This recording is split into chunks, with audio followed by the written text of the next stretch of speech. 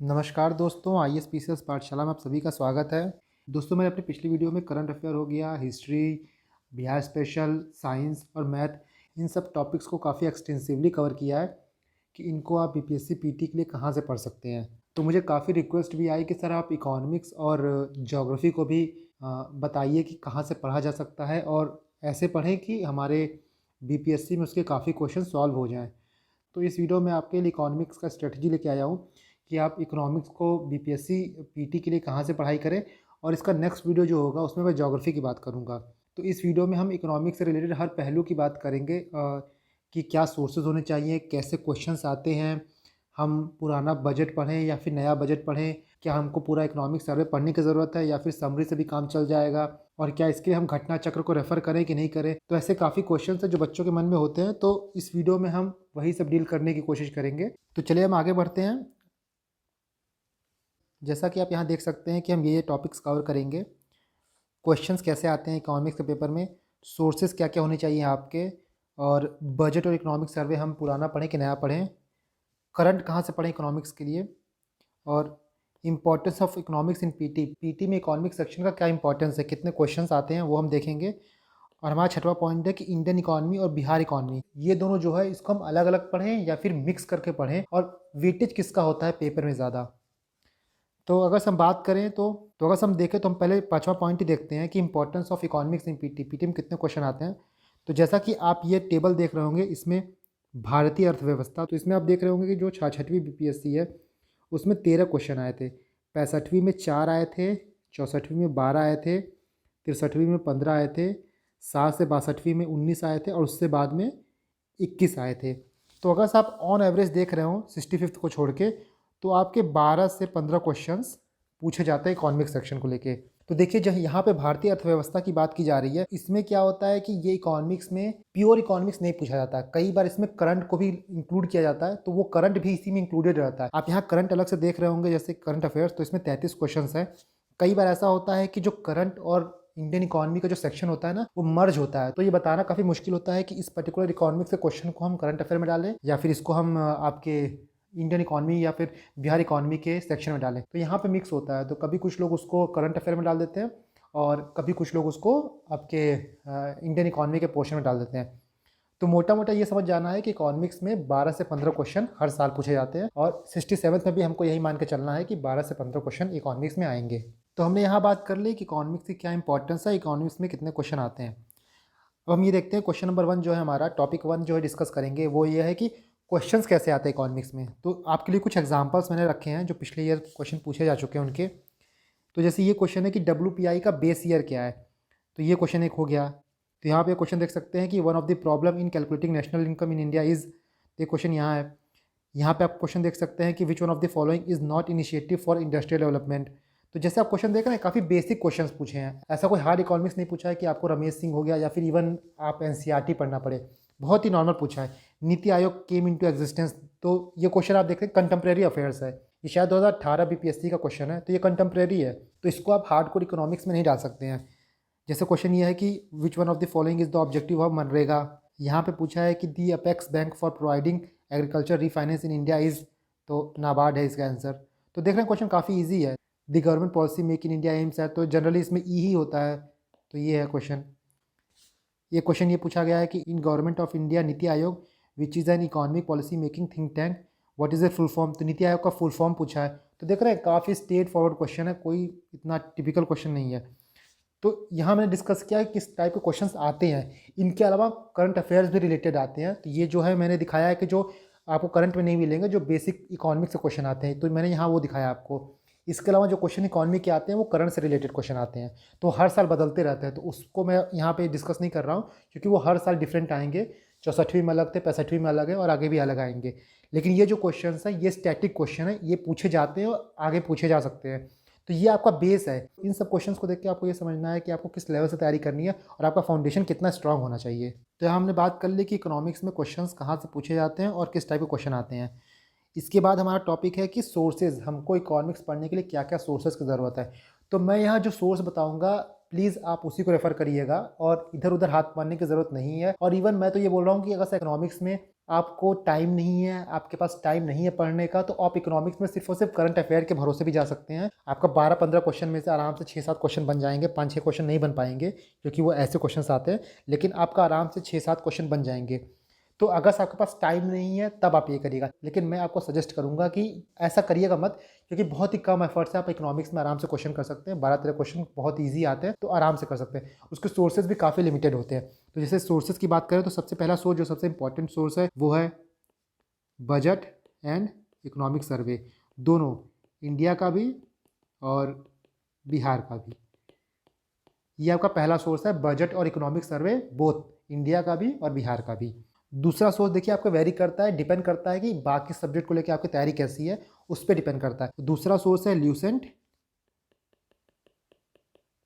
या तो मृणाल सर की वीडियो।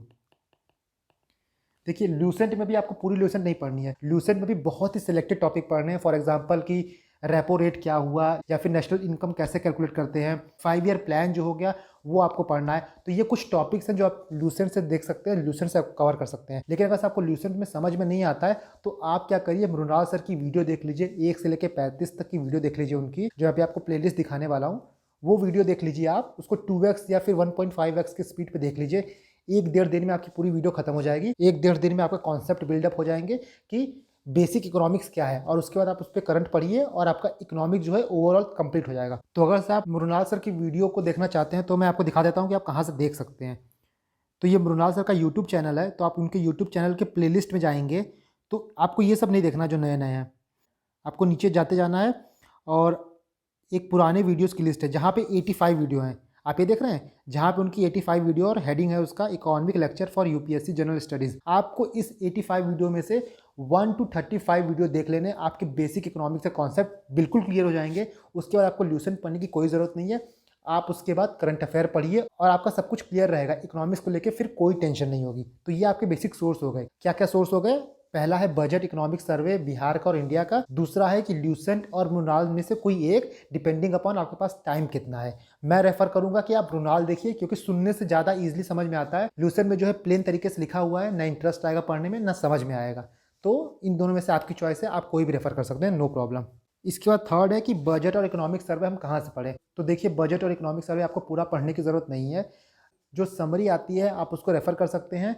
चाहे वो स्पीडी में भी समरी दी होती है आप उसको भी रेफर कर सकते हैं, या तो एडिटेरिया में भी समरी दिया होगा आप उसको भी रेफर कर सकते हैं, या फिर किसी भी मैगजीन में, सिर्फ ये दो नहीं, किसी भी मैगजीन में, चाहे प्रतियोगिता दर्पण ले लीजिए, चाहे विजन ले लीजिए, कहीं भी ले लीजिए समरी। बट आपको इकोनॉमिक सर्वे और बजट में से फोकस करना है फैक्ट पे। यहाँ पे आपसे कोई एनालिटिकल क्वेश्चन नहीं पूछेगा, ये डायरेक्ट हार्डकोर फैक्ट पूछेंगे कि इस पर्टिकुलर प्रोग्राम में गवर्नमेंट ने कितना मनी एलोकेट किया है, इस बार गवर्नमेंट का बजट कितना है, गवर्नमेंट का रेवेन्यू डेफिसिट कितना है, गवर्नमेंट का जीडीपी कितना है, गवर्नमेंट का टारगेट कितना है।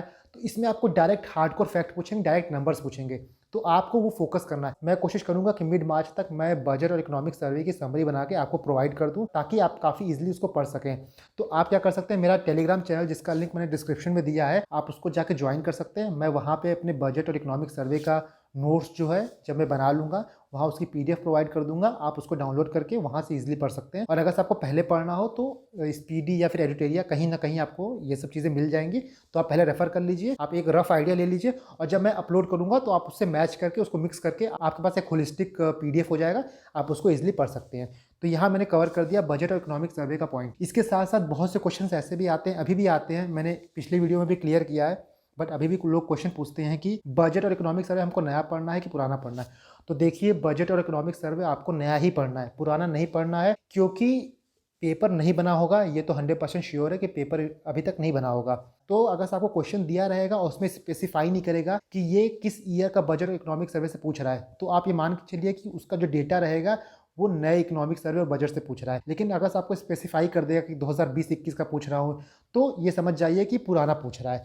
तो ये आपको ध्यान रखना है, अगर से कोई डेट और कोई स्पेसिफिकेशन नहीं दिया है तो ये नया बजट इकोनॉमिक सर्वे का पूछ रहा है, इसीलिए आपको नया बजट और इकोनॉमिक सर्वे पढ़ना है। और जहां तक रही पुराने बजट और इकोनॉमिक सर्वे की बात, तो बजट का पीडीएफ जो है मैंने अपने टेलीग्राम चैनल पर डाल दिया है, आप वहां से जाके पुराने बजट का पीडीएफ डाउनलोड कर सकते हैं, वहां से पढ़ सकते हैं। 3-4 पेज है, हिंदी में भी इंग्लिश में भी है, आप डाउनलोड कर लीजिए, पढ़ लीजिए, और नए वाले का मैं मिड मार्च तक उसका डाल दूंगा। तो यहाँ पे मैंने कोशिश की है कि आपका बजट और इकोनॉमिक सर्वे से रिलेटेड हर क्वेश्चन को आंसर कर दूं।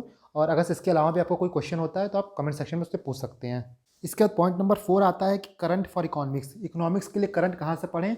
तो जो भी आप करंट अफेयर की मैगजीन पढ़ रहे हो, चाहे प्रतियोगिता दर्पण पढ़ रहे हो, चाहे एडिटेरिया पढ़ रहे हो, स्पीडी पढ़ रहे हो, और भी कोई आप पढ़ रहे हो, चाहे दृष्टि की कोई पढ़ रहे हो, घटना चक्र कुछ भी पढ़ रहे हो, तो उसमें जो इकोनॉमिक सेक्शन का करंट होता है आप उसी को पढ़िए और फोकस करिएगा उसमें कि जैसे कोई बुक हो गई या फिर किसी का नाम हो गया, कोई अपॉइंटमेंट हो गया, कोई डेट हो गया, कोई डेटा हो गया, तो ये सब चीज़ें इकोनॉमिक्स से पूछते हैं। इन सब चीज़ों को ध्यान रखिएगा। तो करंट आप इकोनॉमिक्स की कहीं से भी पढ़िए, कोई इशू नहीं है, जो भी आप मैगजीन रेफर करें वहाँ से पढ़ लीजिए। तो आपका ये क्वेश्चन भी सॉल्व हो गया। 5th नंबर की बात हमने पहले ही कर ली है कि पीटी में क्या इकोनॉमिक्स की इंपॉर्टेंस है, तो इसको छोड़ते हैं। आगे जो है Indian economy and Bihar economy, इसमें बच्चों को कन्फ्यूजन होती है कि किसका वेटेज ज़्यादा होता है और कहाँ से पढ़ें।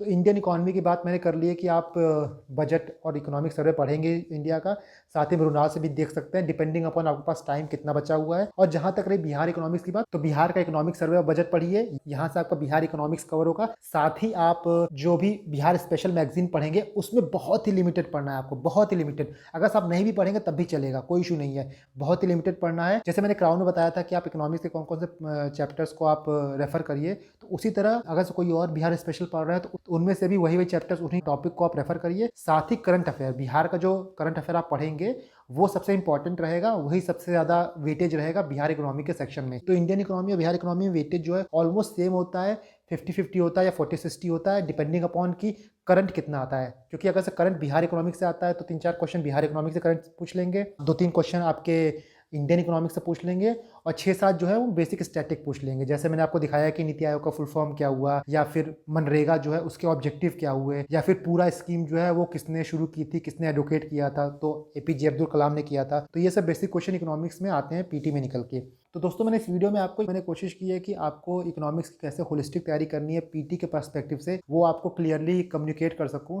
साथ ही मैं ये ट्राई करूंगा ना कि 1-2 हफ्ते बाद टॉपिक वाइज, चाहे ज्योग्राफी में कौन कौन से इंपॉर्टेंट टॉपिक्स हैं इस साल के जो आपको ध्यान रखने चाहिए, उसी तरह इकोनॉमिक्स में कौन कौन से इंपॉर्टेंट टॉपिक्स हैं, हिस्ट्री में कौन कौन से हैं, इवन करंट अफेयर में कौन कौन से इंपॉर्टेंट टॉपिक्स हैं, वो सारे टॉपिक वाइज आपको मैं बताऊं इस साल कौन कौन से टॉपिक्स जो कि आपको ध्यान रखने चाहिए। और अगर आप पढ़ रहे हो तो उस पर थोड़ा ज़्यादा फोकस रखिएगा। मैं कोशिश करूंगा कि वो इंपॉर्टेंट टॉपिक्स की सीरीज लाऊं, और तो उस हिसाब से आप पढ़िए, तो उस पॉइंट को आप फोकस में रखते हुए पढ़िए। तो दोस्तों अगला वीडियो में ज्योग्राफी बनाऊंगा कि ज्योग्राफी की स्ट्रेटेजी क्या होनी चाहिए और ज्योग्राफी को आप कैसे पढ़िए, चाहे इंडियन ज्योग्राफी हो या फिर वर्ल्ड ज्योग्राफी हो, उसको कैसे पढ़िए। तो दोस्तों आशा करता हूँ कि आपको ये वीडियो पसंद आया होगा। अगर आपको ये वीडियो पसंद आ रहा है तो आप इस वीडियो को लाइक करिए, मेरे चैनल को सब्सक्राइब करिए, और अपने टेलीग्राम चैनल से ज्वाइन हो सकते हैं जिसका लिंक मैंने डिस्क्रिप्शन में दिया है।